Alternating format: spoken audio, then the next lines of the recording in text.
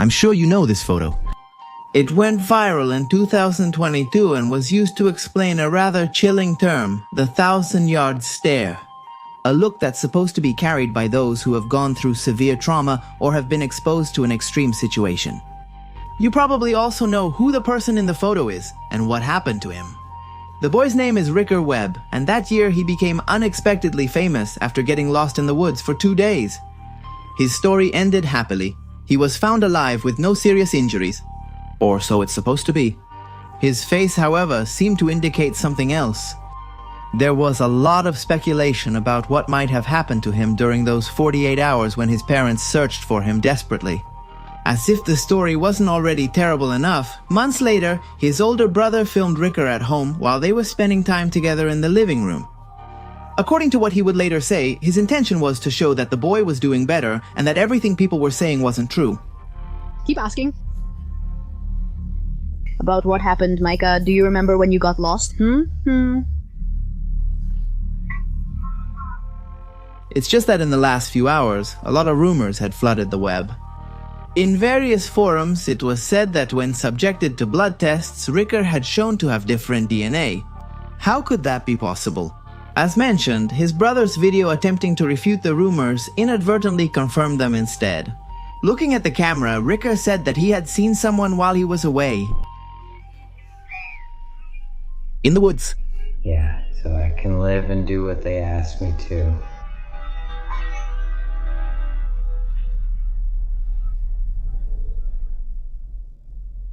Someone living in the house. Yes. I'm sorry for what happened to you, brother. It was scary. Are you okay now, Lola? Yes. Then he had seemed somewhat evasive and distressed. Immediately, those who watched the video started coming up with outlandish theories. The theory that gained the most traction was the one suggesting that the Ricker seen was not the same Ricker who had gone home. According to internet users, the little boy had been replaced by a cryptid from indigenous folklore. But let's not get ahead of ourselves. Who or what are these entities, known as Skinwalkers? How did Navajo witches gain access to becoming one? What kind of supernatural abilities do these beings possess? Why is there talk of military genetic experiments? What about those who say that it could all come down to interdimensional creatures? What is their relationship with the Nahuales, Wendigos, and the Jaguar Man? What is therianthropy? To answer these and other questions, let's dive into the curious and disturbing history of the Skinwalkers. If you're interested in these kinds of reports, you can comment shapeshifters and leave us suggestions about what to investigate in the next episode. We've discussed the Chupacabras, Jersey Devil, Thunderbirds, Mothman, and Bigfoot. Where should we go next? We're reading your comments. Also, at the end of this video, I'm going to share a very famous creepypasta related to this topic. And you'll also be able to see a selection of TikTok videos where you can supposedly see Skinwalkers. Let's get started.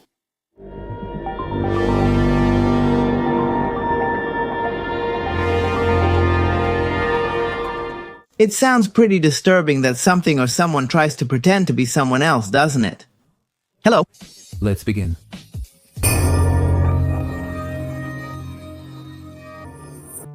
To really understand what Skinwalkers are, you have to travel back in time. In Navajo folklore, the Yinaldoloshi, a word that translates as those who walk on all fours, are said to be evil witches with the ability to transform into animals at will. But these entities were not just simple sorcerers, but men and women who had crossed a spiritual boundary by committing atrocious acts to obtain dark powers.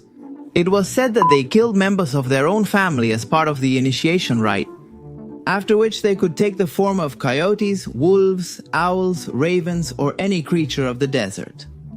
They also developed superhuman strength, could mimic voices, read thoughts, and even possess other people's bodies. It's worth clarifying that everything known about the Skinwalkers is relative and has very little support in records. The reason is that even within Navajo tradition, talking about these beings is taboo. What's more, saying their name is considered an invitation to evil. It is believed that Navajo witches with this gift often appear dressed in animal skins, which would make them recognizable among others. And there's an even more important detail according to the elders. Centuries ago, there was an ancestral conflict between Navajo and Ute clans. In that forgotten war, the Navajo supposedly summoned Skinwalkers to curse the Ute and their lands. Since then, certain regions have been marked as epicenters of unconventional activity, epicenters that would attract ancient shape-shifting sorcerers who supposedly spent all that time surviving in the wild. Finding those cursed lands is like entering a dangerous and possibly magnetized place with the presence of ruthless, bloodthirsty creatures. Among those lands fertile for anomalies, you would find the famous and intricate Skinwalker Ranch.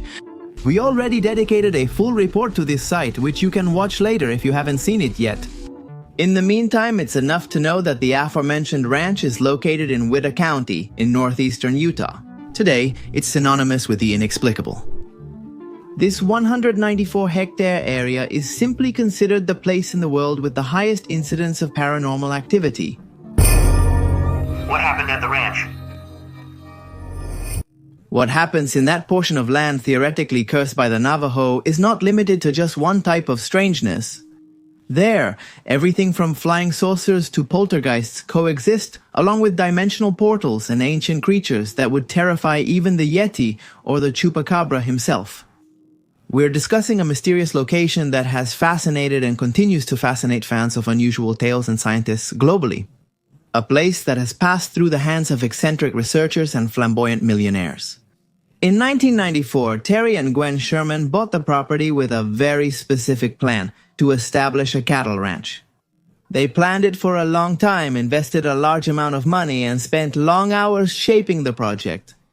They anticipated all the possible setbacks that the new business could bring them, but even so, they were not able to meet their expectations. What started happening to them as soon as they moved in was something impossible to foresee. How can anyone be prepared to face things like that? It all started one afternoon when the couple was outside working. They spent the morning moving furniture and equipment, feeling tired but content.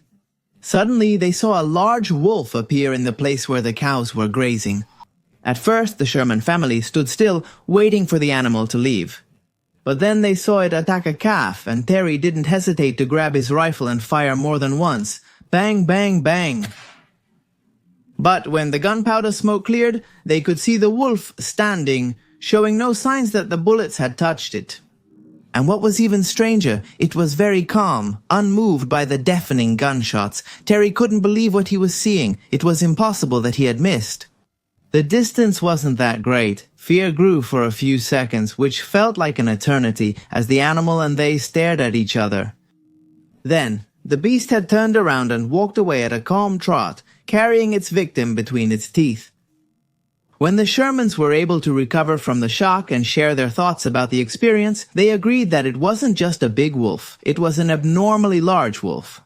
And what if it wasn't a wolf and was actually some other kind of being? After that, the events kept multiplying.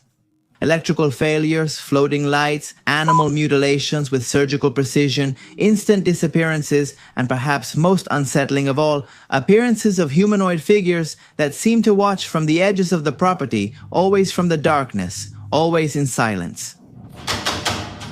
In 1996, the Sherman family, tired and desperate, sold the property to Robert Bigelow, a billionaire businessman and founder of the National Institute for Discovery Science. The subject's goal was to scientifically investigate what was happening there. Was it true that the power of the very Skinwalker sorcerers was in the air of that part of the map? They wouldn't take long to find out.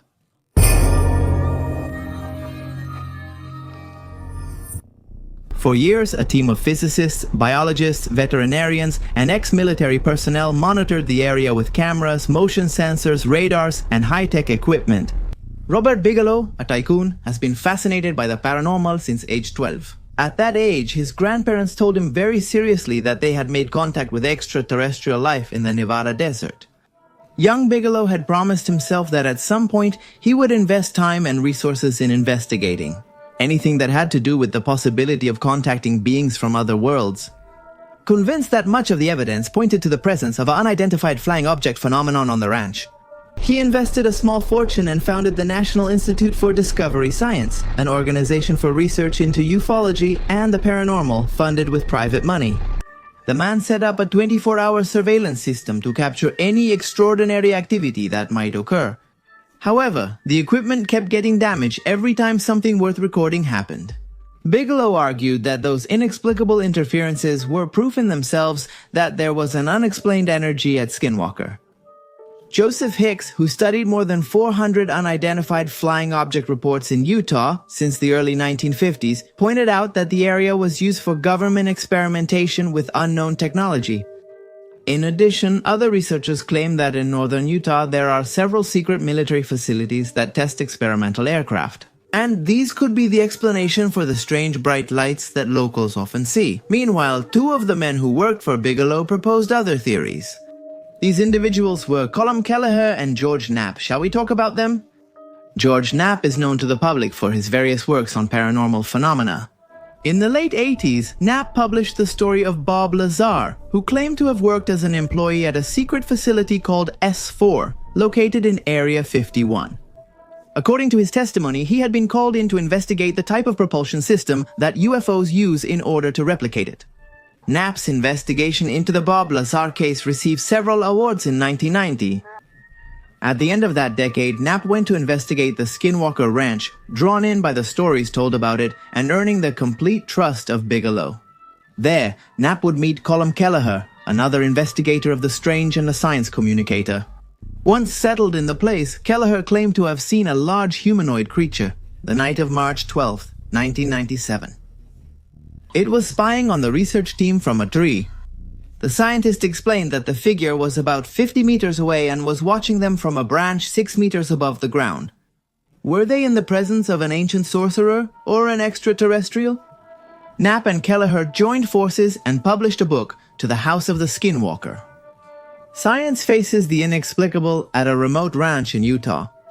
One of the most unsettling cases described in the book happened when one of the investigators saw a kind of luminous doorway open in the air. Was it simply a hallucination, a window to a parallel dimension, or had a scar manifested in the fabric of reality? Even better, what if it was a vortex capable of connecting us to that place where all the fantastic tales of old come from?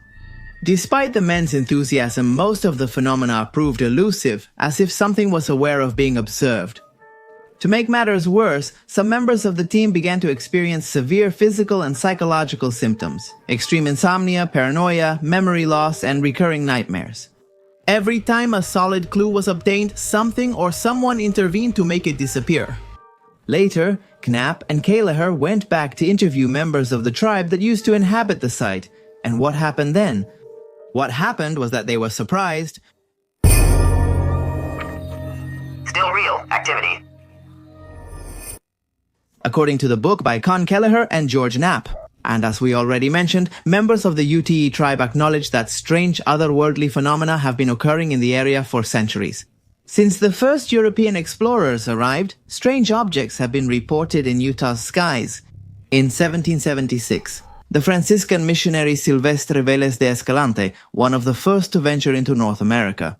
He wrote about some unusual balls of fire that appeared at night over the camp. But the Ute people don't think that everything comes from outer space. In fact, they say that a skinwalker lives in dark canyon beyond the ranch, inside a cave that's many decades old. It might sound like nonsense, yes, but then, how do you explain the interest of the United States government in that place? Years later, the Pentagon declassified documents revealing that much of its budget had been allocated to studying the ranch under the Advanced Aerospace Threat Identification Program Why would an official agency invest millions in studying a place full of legends? What did they discover there that was never published? The questions remain unanswered. In 2016, another tycoon, in this case a real estate mogul, Brandon Fugel, acquired Skinwalker Ranch to finally bring it to stardom, turning it into a kind of lucrative reality show for the History Channel. Remember that if you want to know more about this ranch, you can watch the full report we made about it. What's important to know is that when the ranch started to gain some popularity, the concept of Skinwalker entered a modern stage, and it led to a series of shocking experiences. Encounters with. Over the years, hundreds of people, especially in regions of the southwestern United States, have reported encounters that can give you goosebumps. Let's take a look at some of those encounters. A couple camping near Flagstaff, Arizona, was awakened at night by a baby crying. The strange part? They were in the middle of the desert, miles from the nearest town. Stepping out of the tent, they saw no one. Then, the crying turned into laughter, and the laughter into words that imitated the woman's voice. The voice was shouting from the bushes, asking for help, claiming she was hurt. When they tried to escape in their truck, the couple saw a figure running on all fours alongside the vehicle, that is, at more than 70 kilometers per hour. Later, a Navajo reservation teenager woke up startled in the night. When he looked out the window, he saw his dog barking at a figure standing in front of the barn. The animal lunged at the silhouette, but it never made contact. It simply collapsed dead. The next day, there was no trace of the creature. On the barn door, someone or something had drawn a circle with strange symbols, with what appeared to be dried blood. In the following nights, sharp howls were heard incessantly. They were howls similar to those the deceased dog used to make. Who was imitating him from the darkness, and why? In Utah, a driver who was returning home on a rural road saw a man standing in the middle of the road. When he stopped, he noticed that the man had tattered clothes and was walking in a strange way. When he shined the high beams on him, the man's face was a smooth mass. He had no eyes, no nose, just a mouth that slowly opened into an unnatural grimace. The witness put the car in reverse and never went down that road again. Internet users are sure that the person ran into a skinwalker in an amorphous state. Testimonies like these abound in native and rural communities. Most are not reported out of fear or shame, or simply because there is no one to tell. And there's something else to keep in mind. In almost every story, whoever encounters a skinwalker suffers physical or mental consequences in the following days: sudden illnesses, hallucinations, nightmares, even disappearances. Is it a curse? Or is it a defense mechanism of our brain that becomes unbalanced after being in the presence of something that shouldn't be seen? What is hiding in the areas least explored by humans? Is it just a foolish, irrational fear coming from individuals accustomed to civilization and unable to deal with the splendor of nature? In October 2019, a video was released that shocked many online users. In it, many claim that you can hear one of those mythical forest beings screaming. October 2019. Something occurred in the heart of Ontario, Canada's expansive and remote boreal forest. Something that remains unexplained to this day. Shino Maikis, an experienced hunter of 39 years, went out to hunt grouse with his wife and his grandson. The plan was simple: to venture into the surroundings of Vermilion River Road, about 45 kilometers from Sioux Lookout, a remote area full of stories and tranquility. But that day, the forest broke its silence. As they walked among trees that seemed to be watching them, the group heard a sound that was impossible to classify. A kind of howl, scream, roar, something that didn't match any animal they knew. Luckily, one of them managed to take out his phone in time and record the exact moment when the forest screamed.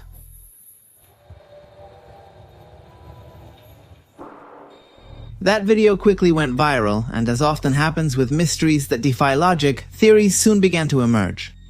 Some said it was a wolf, others thought it was a moose in heat. There were even those who mentioned lynx or coyote sounds, but none of them really fit.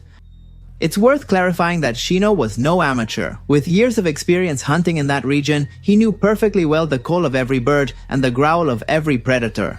He himself admitted that at first he thought it was an injured animal or one in heat, but upon listening more intently, he felt a chill. The sound was unlike anything he had ever heard. Under media pressure, the Ontario Ministry of Natural Resources and Forestry made a statement. They said the sound might have come from a large mammal. They clarified at the same time that the distance at which the sequence was recorded and the lack of concrete evidence prevented any kind of confirmation. Meanwhile, things got out of control on the internet. There was talk of night screamers, of interdimensional beings, of creatures that inhabit the edges of the boreal forest where civilization does not dare to probe. Some connected it to Ojibwa native legends, about spirits that mimic human screams to lure the unwary, others to hardcore cryptozoology. What if it wasn't a known animal? What if what they heard was one of those entities that don't exist until someone sees them? To this day, no one has been able to explain what Shinomikis captured that grey autumn afternoon.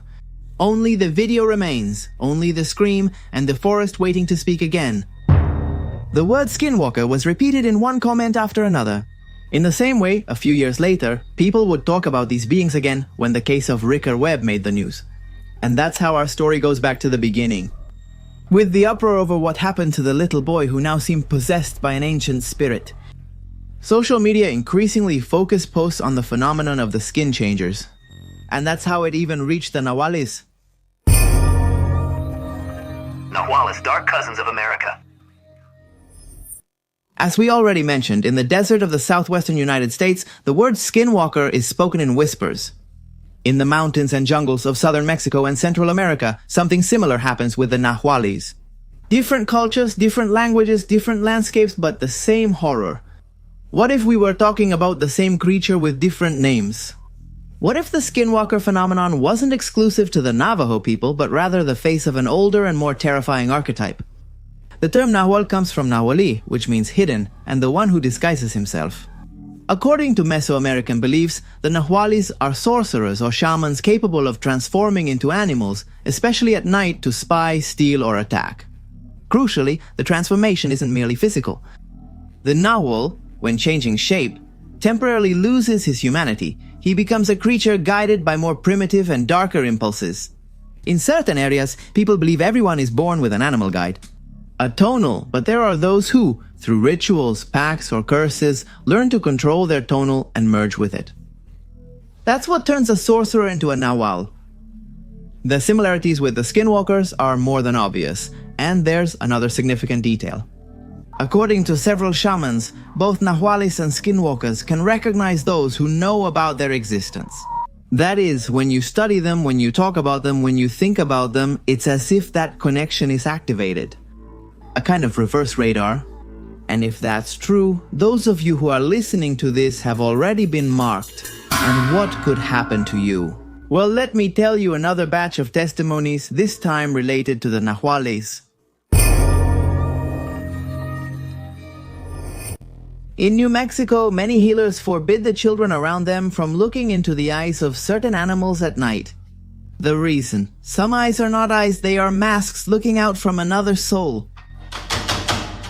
In Chiapas, it is said that certain beastmen are capable of stealing the breath of little ones while they sleep, leaving the sick exhausted or in a coma. In Arizona, an entire family was pursued by a figure that shifted between a wolf, a faceless woman, and a giant bird. There is a fascinating and frightening hypothesis that suggests Skinwalkers and Nahuales are nothing more than cultural expressions of a much older phenomenon. The figure of the universal shapeshifter, an archetype present in almost every culture in the world. To explain the following, we're going to talk about a concept as old as the darkest myths and as current as the whispers no one dares to repeat out loud. A concept that appears again and again in ancient religions, tribal legends, secret rituals, and even in the darkest corners of modern psychiatry: therianthropy. The word comes from the Greek therion, which means wild beast, and anthropos, which means human being. And it's not a metaphor or mystical poetry, it's literally about the transformation of a human being into an animal. Sometimes partial, sometimes total, sometimes irreversible. It's also known as theriomorphism, especially when we talk about gods, entities, or symbolic figures that combine human and animal traits. The ancient Egyptian gods like Ra, Anubis, and Sobek had human bodies and animal heads. Could they be allegories? Maybe. Genetic memories of a hybrid past? No one knows. But this isn't just ancient history or scary stories to frighten kids. Ethnologist Eva Lisner proposed a disturbing hypothesis. What if those cave paintings showing men with claws, horns, or fangs weren't just mythical representations, but real portraits of shamanic rituals of people who, through altered states of consciousness, incorporated the essence of the beast?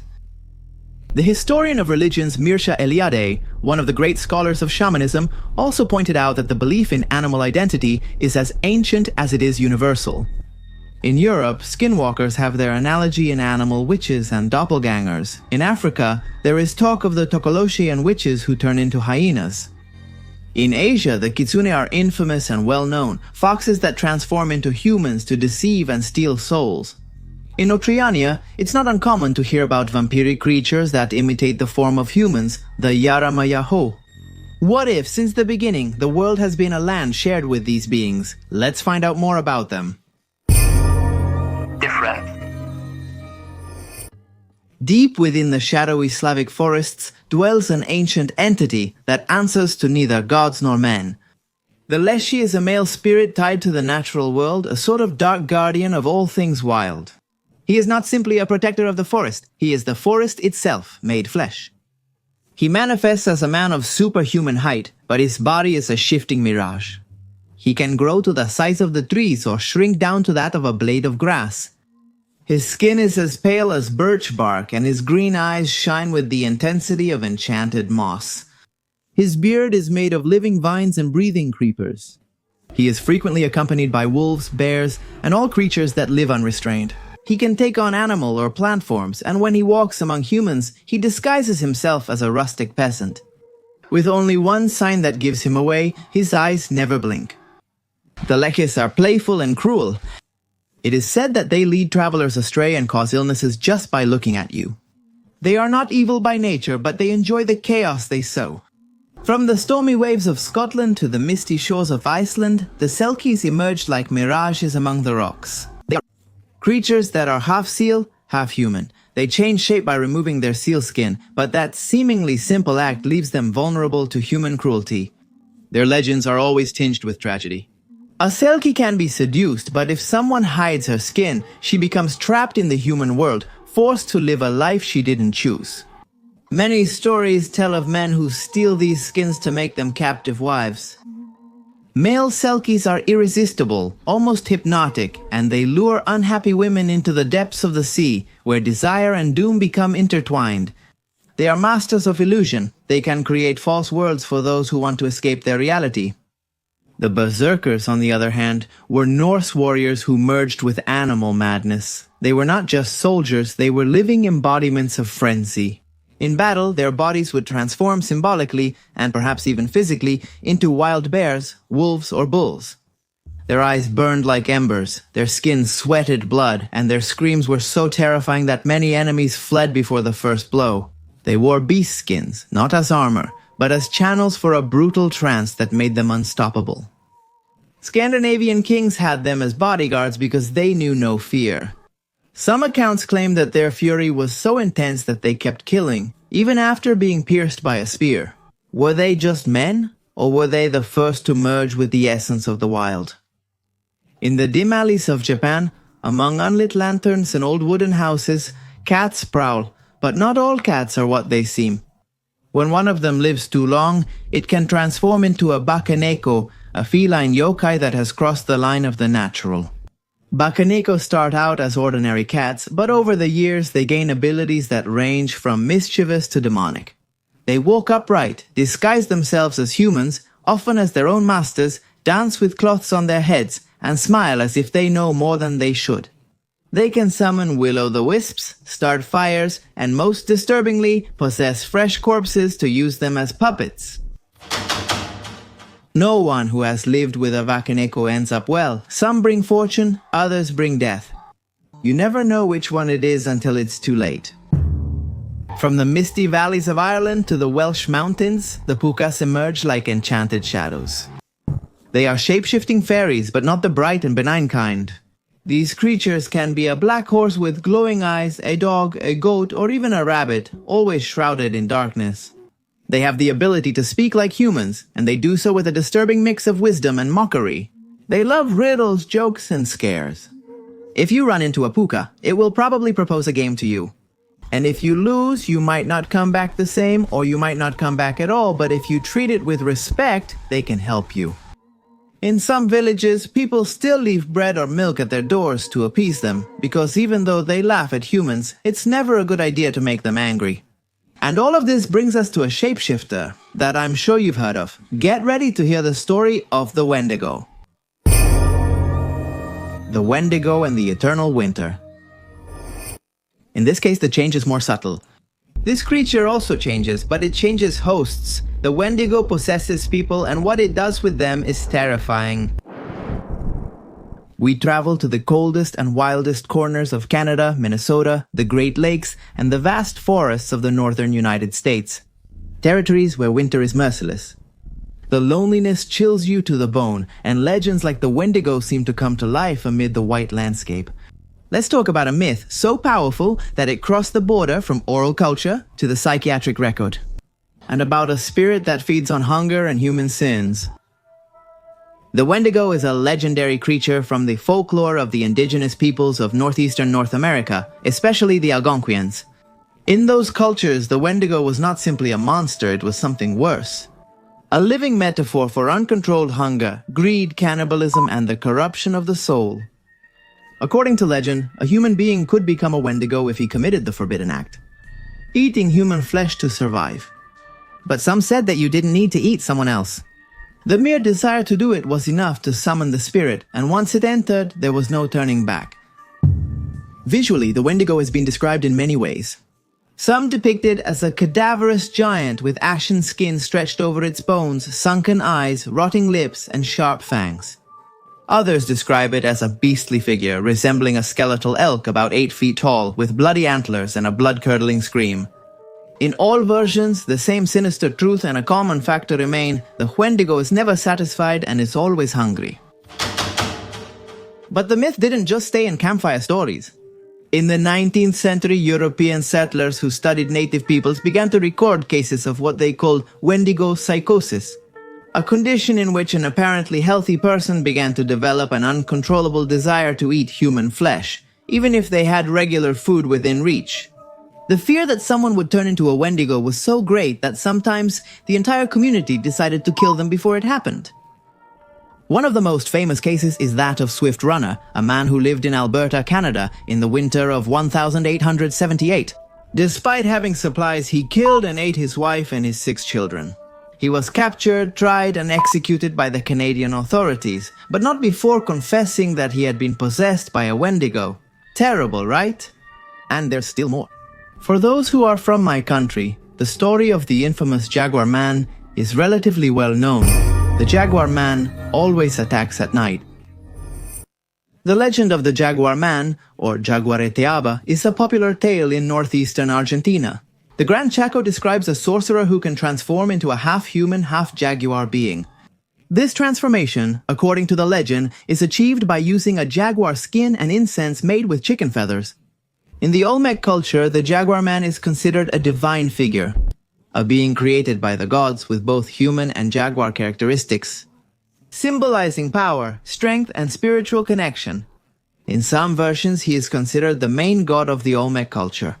In northwestern Argentina, the Jaguar Man is known as Utaronco or Runa Uturungu.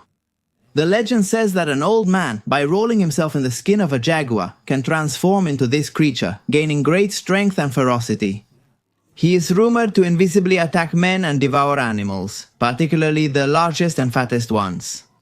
The legend also mentions that the transformation happens at dusk, and that the human form is regained at dawn. In Olmec culture, the Jaguar Man myth connects creation, the human world, and the animal world. It is said that a virtuous woman was possessed by a jaguar, giving rise to the Jaguar Men. These beings, outstanding in war and the arts, faced the wrath of the gods when a brave young man fell in love with a jaguar woman, defying divine rules.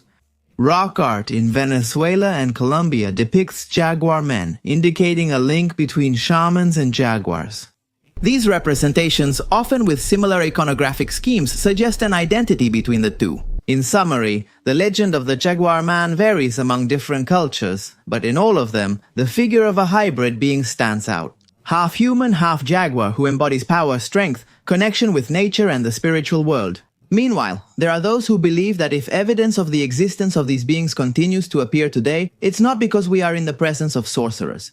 There are those who believe that Skinwalkers are just a folkloric cover, very convenient to explain things that might have an even more unusual origin. Some researchers believe that Skinwalker Ranch and other similar areas are not places with ancient curses, but rather sites of covert genetic experiments. Under this idea, skinwalkers would be accidental mutations or intentional ones created by organizations dedicated to advanced biological intelligence. Another theory holds that the shape-shifting creatures belong to an alternate dimension and that perhaps they leaked from there, either by mistake or due to hidden interests of governments or mysterious entities. Are the skinwalkers some sort of guardians, or are they the intruders? On the other hand, what if shapeshifters weren't humans who turn into beasts, but beasts that learn to become human? An elaborate theory suggests that the skinwalkers are a species that learn to imitate Homo sapiens. What all the explanations have in common is the certainty that the phenomenon is not a coincidence. Something happens at specific coordinates, something that has left marks on the Earth and on those who inhabit it. But there's also a skeptical explanation for the whole thing. In the field of psychiatry, there is a condition as strange as it is disturbing: clinical lycanthropy. A disorder where the patient is delusionally and absolutely convinced that they have transformed into an animal. It might be a dog, cat, or worse. Many of these cases are linked to schizophrenia, dissociative identity disorder, or deep trauma. But there are those who claim that it's not an illness, but rather a tear in the veil of reality. A crack through which the body stops obeying biology and surrenders to the ancestral shadow. If you're interested in this topic, we can do a special on lycanthropy. You just have to ask for it in the comments. Anyway, right now, somewhere in the world, someone feels that they're not entirely human anymore. Their skin feels too tight, their fangs ache, and the moon calls to them. Because the truth is, the line between man and beast was never as clear as they made us believe. Conclusions. The skinwalker phenomenon is not a campfire story. It's not a modern invention. It's not just a product of Reddit or TikTok. It is an entity, a group of entities whose presence has been felt, feared, and documented for centuries. From the stories of the Navajo elders, to the reports from the Pentagon, from the Utah desert to the reservations in Arizona, from rural terror to the strangest scientific theories. Perhaps deep down, the most disturbing thing is not what has been seen, but what has yet to be revealed. What watches us from the edge of the forest, what imitates our voices, what walks at night with stolen skin, searching for a new form. As we said at the beginning, talking about skinwalkers is a risk, but ignoring them might be even more dangerous. What lesson from the world should it leave us? The fact that, more and more, and on bigger topics, we keep finding that ancient peoples seem to know? Things that took us centuries to understand? Some theories suggest the idea that each civilization comes to its end as it starts to become aware of the strangeness of the world. Maybe every time humanity starts to look under the rug of reality, the shadows end up covering everything and we are forced to reset our knowledge. Maybe living in a rational world is the greatest anomaly. Maybe the world is chaotic and full of unanswered questions. Ancient sorcerers, military experiments, parallel dimensions, and terrifying cryptids. Beings that sometimes scream in the woods, that can take the body of a small child or imitate the shape of our beloved pet. In fact, how can you be so sure that this is really me and not a skinwalker with an extraordinary talent for camouflage? Remember that some creatures don't need to kill us to steal our identity. Sometimes all they do is wait for us to fall asleep, or make the mistake of following those whistles coming from the darkness. That's it for today's video. As promised, up next, a very well-known creepypasta that could describe the alleged encounter with a skinwalker. I'm going to read it to you just as it appeared on social media, and then you'll be able to watch some TikTok videos with supposed skinwalkers caught in action. Ready? Here we go. About 3 years ago, my cousin and my uncle invited my dad and me to the local stadium to watch a soccer game. It was a family tradition. My dad and I were supposed to pick them up by car. When we got to their house, my cousin said we had to take his 6-year-old brother with us because the babysitter had cancelled at the last minute. We took the kid with us without much fuss. The game ended, our team lost. We headed back to my uncle's house, and once there, my 2 cousins jumped out of the car and ran straight to the bathroom. My uncle stayed talking with me and my dad. Everything was going fine, until suddenly we heard a man's screams, like someone was being tortured. We raced to the house, ready to confront whatever intruder we might find. We went into the living room and my cousin was all disheveled, his face red, making weird faces, while my little cousin was crying, hiding under the living room table. Thinking the older one was having a seizure, we put a cloth in his mouth. My uncle was desperate and almost crying. He tried to talk to him, but he wouldn't listen to us or was just ignoring us. Not knowing what to do, we tied him up with ropes from the garage while he kept screaming and contorting. He calmed down after a while and started drooling. We still tried to talk to him, but it seemed like he didn't understand. My younger cousin kept crying, but he was calmer, so we asked him what had happened. He said that when they entered the house, they saw the dog eating cereal with a spoon. After that, they took him to a clinic, and to sum up, they told us that he had a screw loose permanently. We thought that my younger cousin was overwhelmed with everything, so he probably wasn't expressing himself well. But after a few days, when things settled, we asked him again. Surprisingly, he repeated the same thing. That when they entered the house, they saw the dog eating cereal with a spoon. My aunt would get hysterical because she didn't understand what he meant. Until the boy got frustrated and made a drawing of what they saw when they entered the property. My aunt went even crazier with that drawing, having not seen her dog after my older cousin went crazy. That was it. My little cousin has to go to therapy every week and the dog never showed up. This is the drawing.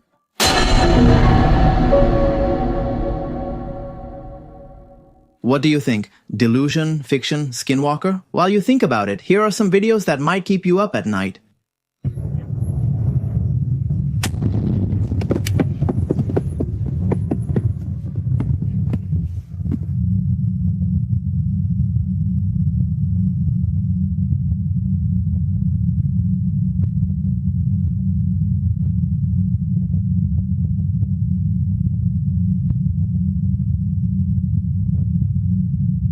Can you capture anything here? I'm capturing something here.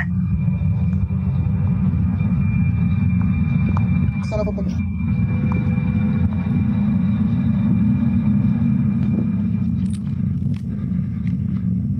It's our home. I need to go.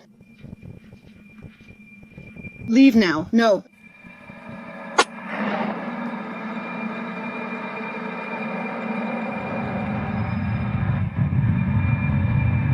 But I'll keep that for a while.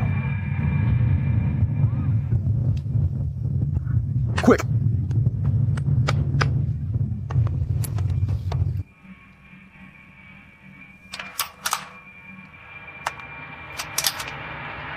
Oh my god.